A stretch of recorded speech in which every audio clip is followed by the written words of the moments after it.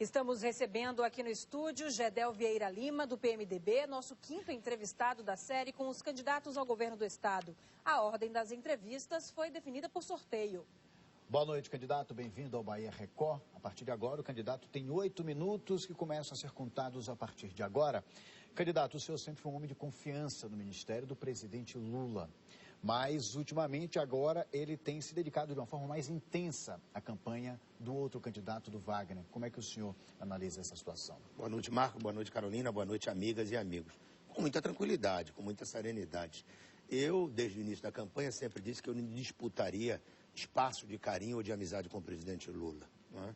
O que o presidente Lula tinha a dizer a meu respeito, vocês estão ouvindo e vendo no horário eleitoral gratuito. São as referências que ele faz à forma que ele próprio considerou competente com que eu desempenhei o papel de ministro de Estado, tirando as obras do papel, oferecendo a ele oportunidades de inaugurar obras, agindo com absoluta agilidade, com responsabilidade. Portanto, ninguém reescreve a história. A Bahia está vendo aquilo que verdadeiramente interessa na vida pública. O presidente da República, muito bem avaliado, vai à TV de modo espontâneo, posto que foi dito isso nos palanques, deixando claro do respeito que tem pelo trabalho que desempenhei como seu ministro. Isso basta. O restante eu reconheço no presidente a absoluta legitimidade e direito de manifestar preferência por A ou B, mais especificamente pelo candidato do seu partido. Como ministro da Integração Nacional, o senhor foi um grande articulador para a Bahia. Porém, essas ações parecem não ter surtido muito efeito, pelo menos nas pesquisas de intenção de votos, onde o senhor aparece em terceiro lugar. Como é que o senhor enxerga essa situação e qual a estratégia agora nesse fim de campanha? Primeiro, em momento algum, eu trabalhei pela Bahia, eu liberei recursos que me rendeu, inclusive, críticas de uma parte da imprensa e dos políticos do sul do país, imaginando que isso pudesse ter consequência eleitoral. Eu, desde o primeiro momento que cheguei ao Ministério, comecei a trabalhar pelo Brasil inteiro, mas com um olhar muito voltado para a Bahia, e disse isso publicamente, de forma corajosa, como atuo na vida pública. No mais, a candidatura está posta, estou conversando com as pessoas. Resultado de pesquisa, se pesquisa definisse eleição, o governador da Bahia era Paulo Souto, não era o atual. E prefeito de Salvador era Ambaçaí, não era o atual. Eu sinto nas ruas manifestações de carinho e de apreço que não correspondem às pesquisas. Não brigo com números, mas prefiro aguardar a manifestação de 3 de outubro para, a partir daí, estando no segundo turno, continuar na luta.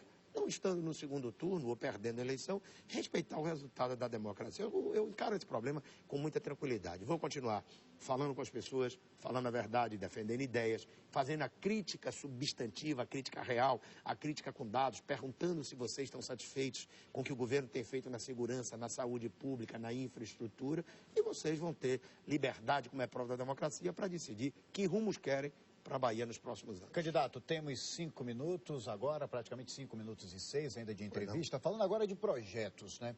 Em discurso de campanha, o candidato fala que 4 anos são suficientes para você realizar, desenvolver um projeto.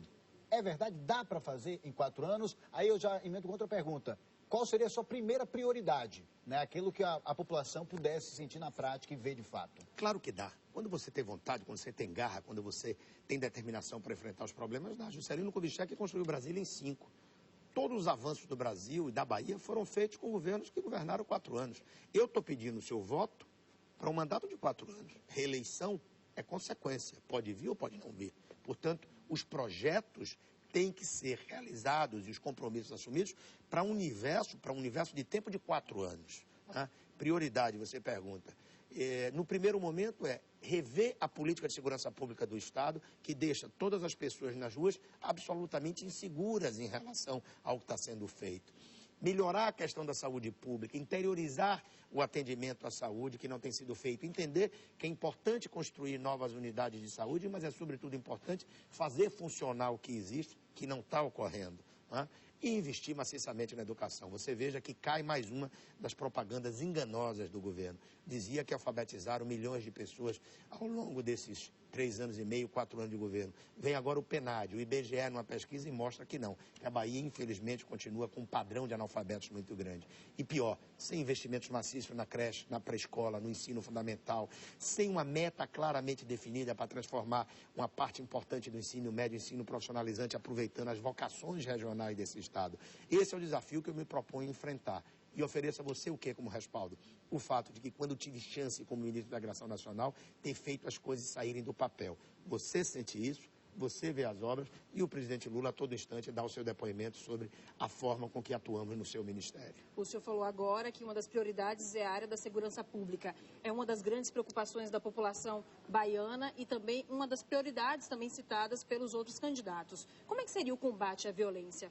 Olha, nós temos apresentado projetos claros, por exemplo, o projeto que fecha, que cria dificuldades de acesso às nossas divisas nos estados e cria dificuldades também para o ir e vir através de locomoção de carros nas grandes cidades, entradas e saídas das grandes cidades. Requalificar a gestão da segurança pública, ocupar as áreas de maior violência com exemplos como a polícia pacificadora, a polícia comunitária que tem no Rio de Janeiro, por exemplo, fazer com que os municípios não arquem como tem arcado ainda hoje, isso é uma coisa que não dá mais, tem tantas dificuldades, ainda são responsáveis por botar gasolina em carros de polícia, por arcar com a responsabilidade de manutenção de delegacias. Salvador, em 4 anos, não foi criada uma nova delegacia. Aí no subúrbio ferroviário, apesar do grande contingente de população, só tem uma delegacia. São coisas que podem ser mudadas em 4 anos se você tiver prioridade, se você tiver vontade. E o que me diferencia dos outros candidatos? A mim você não pode perguntar porque eu não fiz. Não fiz porque não teve a chance. Um teve 8 anos. Por que não melhorou? O outro tem 4. Por que não fez o que está prometendo agora? E o que dá a garantia de que eu posso fazer? Insisto, reafirmo, a minha atuação como ministro mostra que quando tive chance, fiz as coisas saírem do papel e beneficiei de forma concreta o nosso estado, a Bahia. Candidato, temos 1 minuto e 30 de entrevista.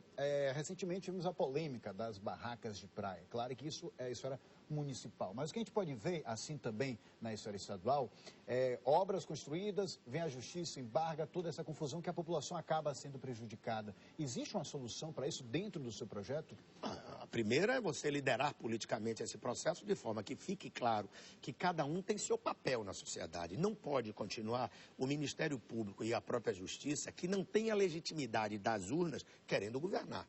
E aí você tem que ter liderança, você tem que ter capacidade de enfrentamento dessas questões. É claro que o diálogo, é claro que o entendimento, a busca de posições consensuadas, de acordo, é sempre o melhor caminho.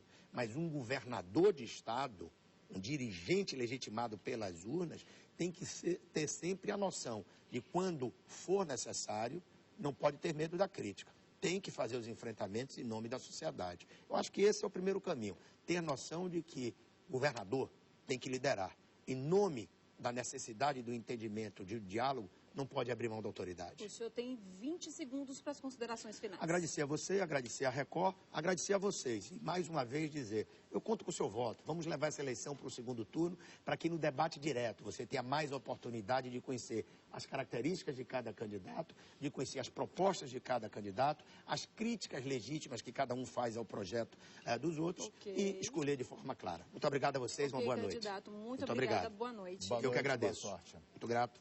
Amanhã, nosso convidado é o candidato do PSTU, Carlos Nascimento. E vamos ver agora como vai ser a programação de campanha dos candidatos ao governo para esta sexta-feira.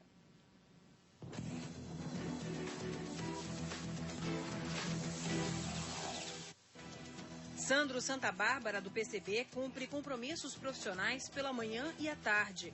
Luiz Bassuma, candidato do PV, viaja para Jacobina, onde tem encontro com candidatos a deputado pelo partido. O candidato da coligação A Bahia Tem Pressa, Gedel Vieira Lima, faz campanha no interior nesta sexta-feira. Pela manhã, vai ao município de Lapão e à tarde visita as cidades de Barro Alto, Barra do Mendes e Ibititá.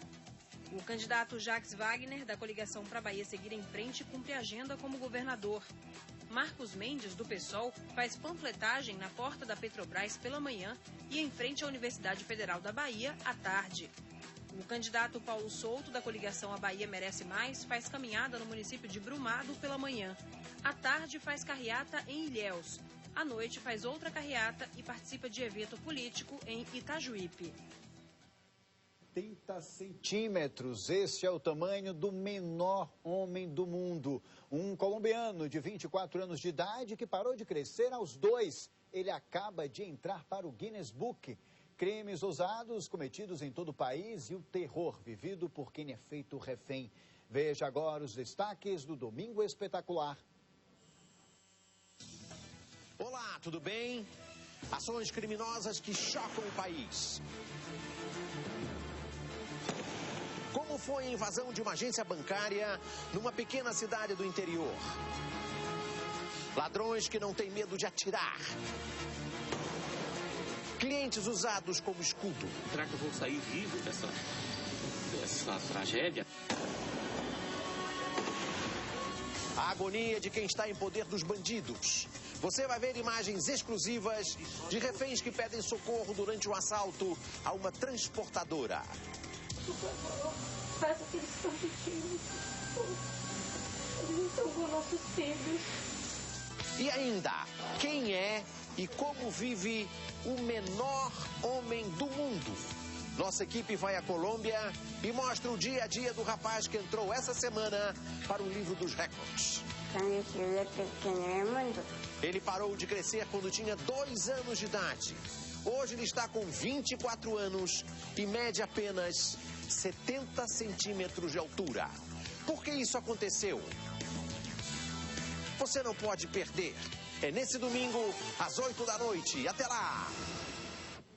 Veja a seguir, polícia procura pelo namorado de engenheira ambiental desaparecida. E em outro desaparecimento, menor sumiu de casa há 9 dias. Bahia Record. Oferecimento